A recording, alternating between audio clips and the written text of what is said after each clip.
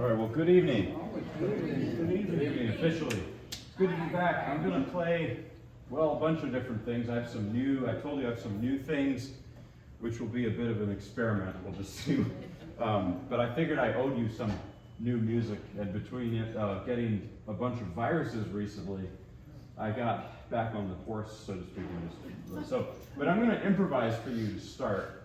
Let's just do, I think last time we did like holiday music in the style of, I think you said Bach. It was kind of, you threw a challenge on me. So let's do this. You're going to give me a theme note. Let's just pick some random notes. Give me a random note, please.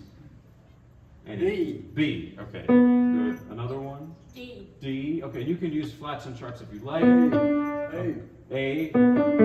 Another? D. Okay. That's okay. You can repeat.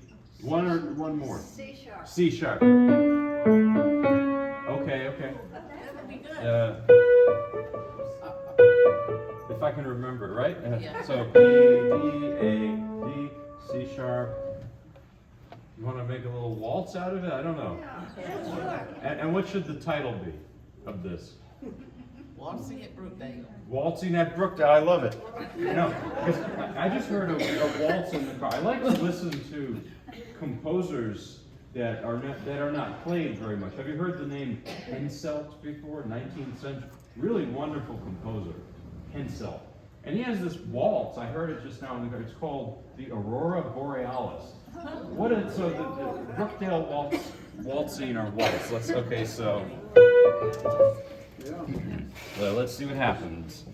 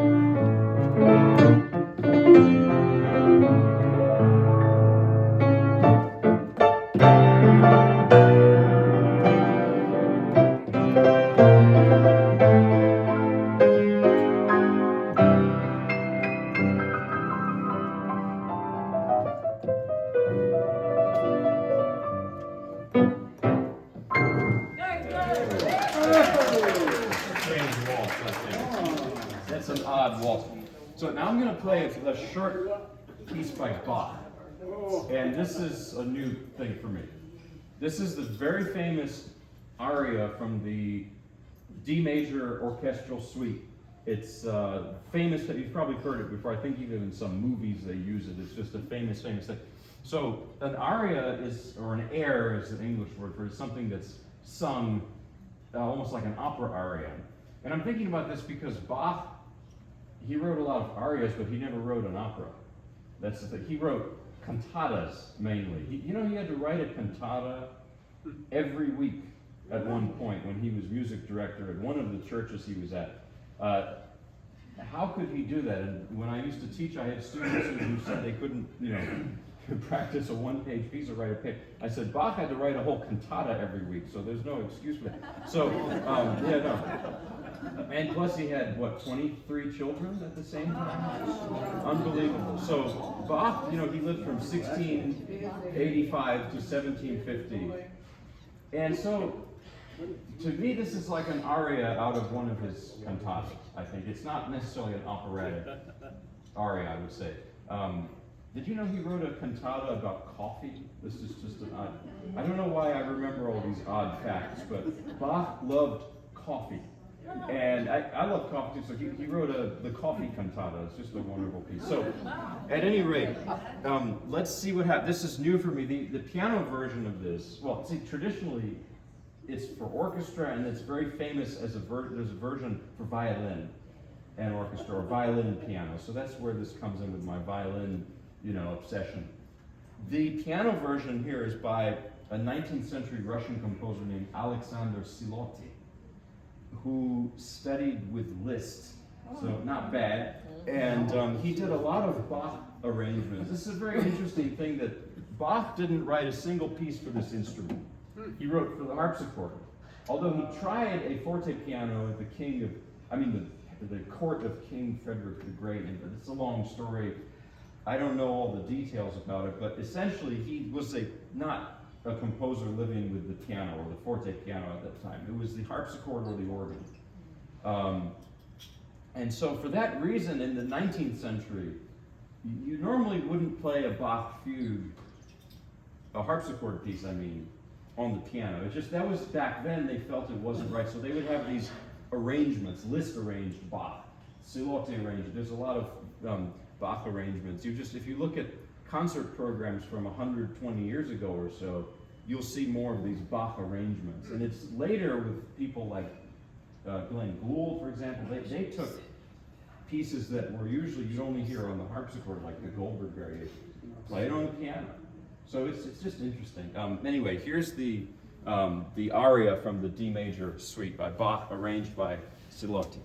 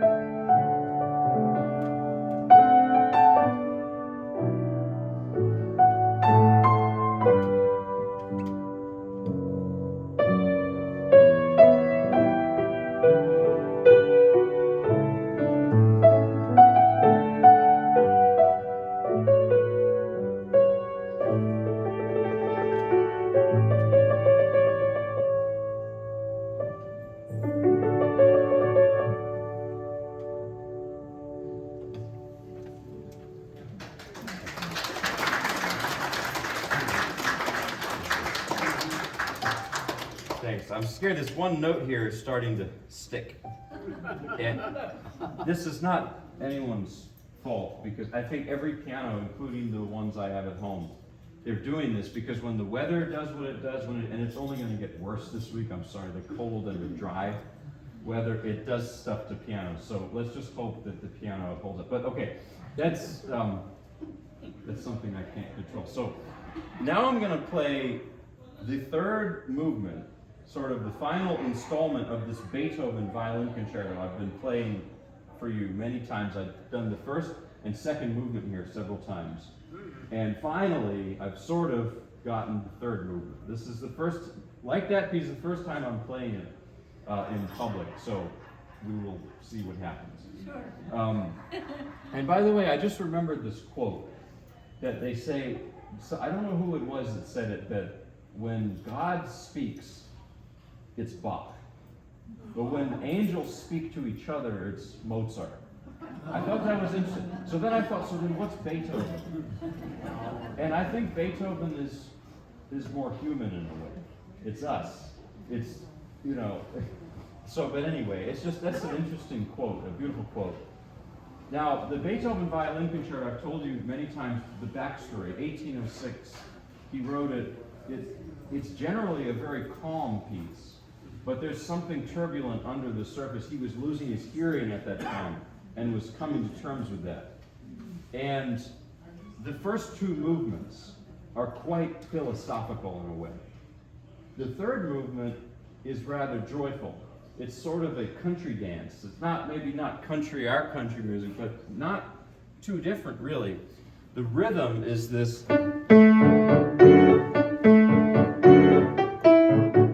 That is, you know, 1, 2, 3, 1, 2, 3. That's probably a Ländler, which is an Austrian Viennese. It's a country dance, and the waltz has its roots in the Ländler. The waltz is sort of a Ländler. Now the funny thing is that a lot of these large concertos or symphonies or sonatas by these composers like Beethoven, Mozart, Schubert, around this time period, early 19th century, the first two movements will be very philosophical, very deep, even very tragic. And then sometimes, as is the case here, it'll end with something really not tragic. Just lively and like a celebration. I mean, I think that what do they say that in the difference between tragedy and comedy and theater is that usually a tragedy ends with a lot of people dying, like Shakespeare, it's kind of horrible. And then, but a comedy ends with a wedding, usually, and even some silly Hollywood movies. It's always, that's a formula, and it's a real thing. So maybe this is like a country wedding. I don't know. That's just how I imagine it. So what I'm going to start with is the third movement is actually, there's a segue between the second and third movement, and I'm going to start with the segue, work my way into it. So let's see what happens. I've never played this just like that Bach. So I don't know what it is, but it's the cycles of how I learn stuff that I always end up playing the most brand new things here first. So, and then maybe I'll play it again next time, and it should be, well, I don't want to jinx it, but let's see what happens. So.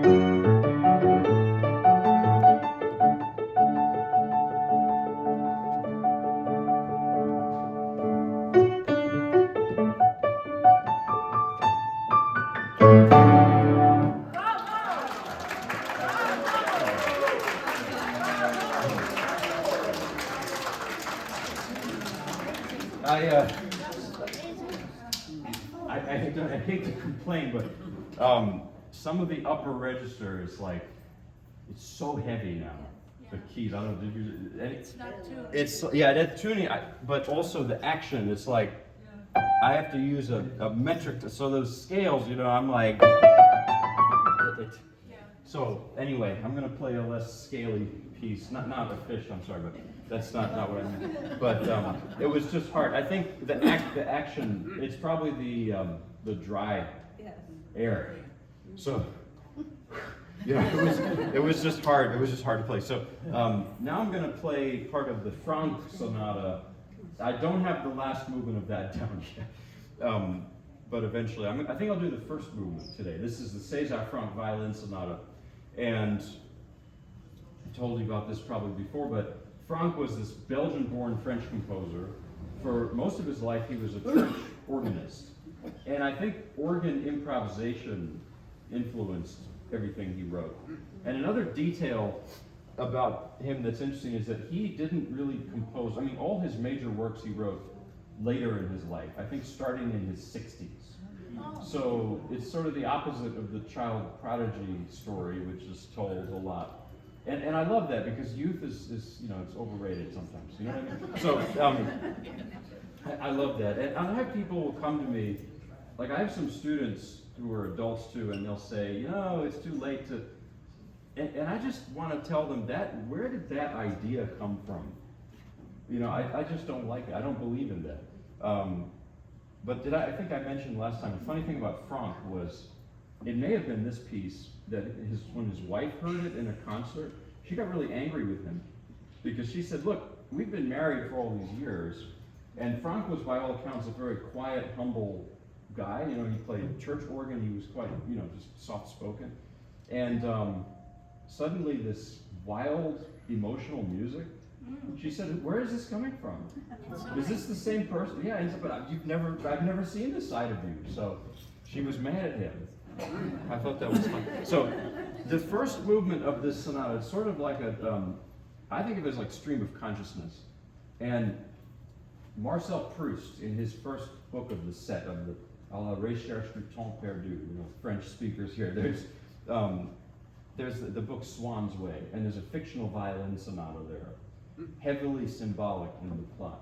And most people say it's probably the Franck sonata, and that's why one of my favorite pianists, Richter, he said, the Franck violin sonata is Marcel Proust in music. And it's like Proust's writing, which is not following a regular narrative. It's like a drawn out stream of consciousness, dreamlike. And you'll see what I mean. So here's the Franck, the first movement of the violin sonata. This is Alfred Cortot's arrangement for piano. So again, I hope some of this one note here is actually literally starting to, so, forgive me. Yeah. It's not a bad piano, it's a nice piano, but it's just, the keys are getting like, oh, all right. Or maybe I just need to practice more. No, I'm just kidding. Yeah.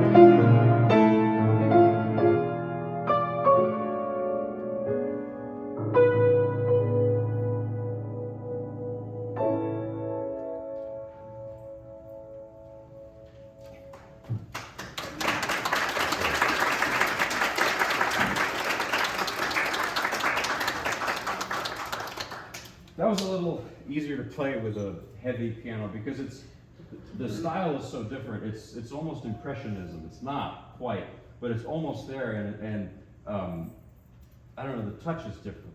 In the Beethoven, especially that movement, you want something sort of on the sharper side, more dance-like. That was a lot harder to convey. I wasn't happy with how it did. But anyway, the Franck, yeah, and it's just, I think it's just very French sounding. It just makes you feel like you're there. And that whole late 19th, early 20th century culture of Paris and of France in general, you kind of feel it, I think, in that piece. So now for some, I'll play this Tchaikovsky piece I've played several times, so the melody in E flat major. It's very melodic. Tchaikovsky was just a master of melody. I think he was born with melody just running through his head. You know, Beethoven wasn't actually. Do you think this is a great tune? it's not, it's catchy, but it's an arpeggio. It's just dun dee da dee da da. But what he does with it, I've always believed that Beethoven he can take something that's even banal and turn it into something magical. But with Tchaikovsky, it just seemed to like flow out of him, like Mozart. You know, there's a story about that. There's a story for everything, probably. You know the famous theme for Swan Lake, one of his ballets? The dee da da da da dee da. I can't sing. Do you know how he came up with that? It's an incredible story. He went to a mountain lake somewhere with his friends, and apparently he went out swimming in the lake, and he didn't really know how to swim, which is kind of a bad idea. And he started to drown. Yeah, and he heard that music in his head. And his friends got out and rescued him. Thank goodness. Imagine if they hadn't rescued him, we wouldn't have the ballet, you know. So, but it just came to him like that. So anyway, here's the melody in E flat major by Tchaikovsky.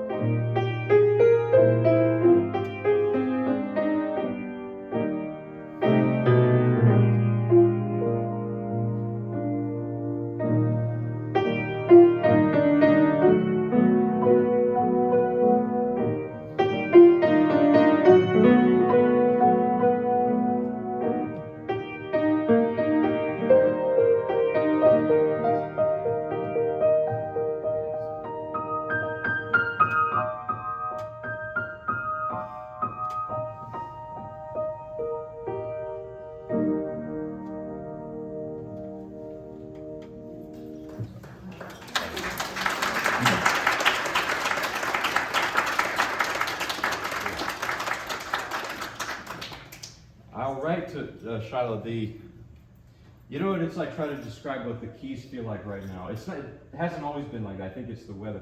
Imagine a bicycle where it's rusted, you know, the chain is I almost feel like, I mean, this is a very bad idea and no one should do this, but I feel like the keys need like WD-40 or something. On the other hand, speaking of Russian music and Russian culture, I've probably told you my mother's Russian, and I remember I was at one of these, they had these Russian gatherings with my mother's friends, and I was little, and a bunch of Russian painters, most of them were painters, they probably had a bit too much vodka, and they forced me to play piano, and it was a really very bad piano with keys that didn't work. And I mentioned it, kind of like, I said, this is getting in my way. And this one Russian guy, he sort of grabbed me and he said, there's no such thing as bad piano, only bad pianist. So I always remember that quote. So not to complain too much. But at any rate, I'm thinking of let's go to Spain. I'm going to play some Spanish music. This is the Habanera by Sarasate, Pablo de Sarasate. It's also a violin piece. And, Sarasate, it's so Spanish. When I play this, I imagine like a bullfighter or something. It's just Spain completely. And have you seen, there's this thing on social media, I've seen there's two parts of Europe, actually. And maybe this should solve, if people thought this way, maybe the strife in the world would be less. But there's only two parts of Europe. There's butter Europe and olive oil Europe. That's it. And think about it. And so I think everything I've played up until now is butter Europe. They cook with butter. Well, now we're going to Spain, they cook with olive oil. Other than that, there's no difference between people, right? The music of Spain is really fascinating because the history of Spain, if you look at it, it's like a melting pot. And in the Middle Ages, Spain was Arabic. And flamenco music, imagine the sound in your head of flamenco, it's not too different from Arabic music. And add to that, the thriving Jewish population that was there in places like, Cordoba, Seville. This was before the Inquisition. Actually, everyone lived sort of in peace at that time, relatively. And there's all this mixing of the different styles. Flamenco music, there are these parts of it that sound like the chants that cantors or rabbis would do. So it's not, it's Spanish music and Spanish history. It's a wonderful melting pot of things, and you kind of hear it in this piece. Now, habanera has this rhythm, and I'm going to play this. You're going to immediately. There's going to be a tune that's going to come to your head. I'm telling you. What's the tune supposed to be, right? Yeah. And who wrote that? A French guy, right? Georges Bizet, because the habanera, which is Cuban originally, sorry to be confusing, it's all over the place, but it's Cuban originally, but it was all the rage in France and Spain at this time, in the early 20th century, late 19th century. So anyway, this is Sarasate's habanera. It's kind of wild in a way. It's fun. It's great music. So.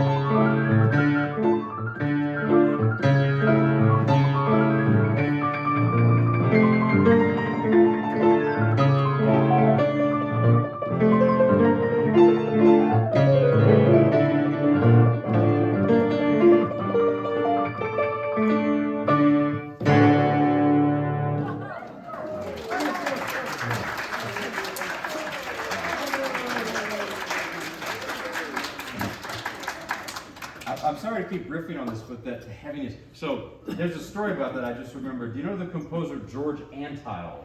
He was an American modernist composer, and he spent a lot of time in France in the 1920s, you know, when a lot of the Americans were there, like Hemingway and stuff.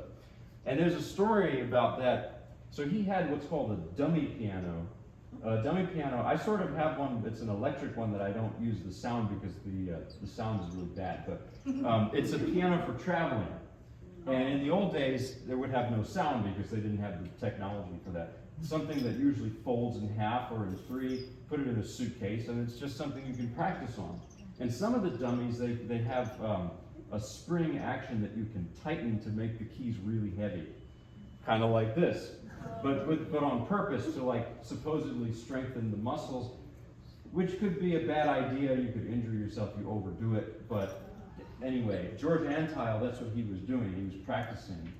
And apparently he was practicing a lot on this thing. And he had like to bring some of his things to a pawn shop because he was a little short on money. I think all those guys were at that time, you know, like Hemingway and stuff. So the story is that he went to the pawn shop one day after practicing on this thing for hours and hours, right? It's heavy, heavy, heavy touch. And there's a glass table. And he said, you know, I want my things back. And I don't exactly know why, but the clerk said, no way. And he put his finger on the glass and the whole thing shattered. Because his fingers have gotten so strong from practicing on it. So I just thought of that because, you know, playing it, yeah. So I'm gonna play another Spanish piece. I've done it here before. This one is more overtly flamenco. That one is a dance. It's a Cuban dance, a habanera. So you don't hear flamenco quite as much. This is purely flamenco. It's Ernesto Lecuona's Malagueña. And Malagueña means a woman who's from Malaga. And remember I was telling you about the chanting, cantors chanting, or Arabic chant or lute music. There's this part in the middle that's what it is. You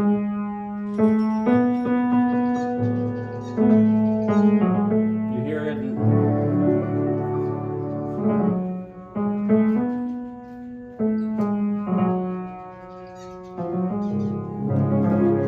Yes, that's Spain, but you could easily be somewhere in the Middle East. I mean, come on, really. It sounds, it has that flavor to it. So here it is.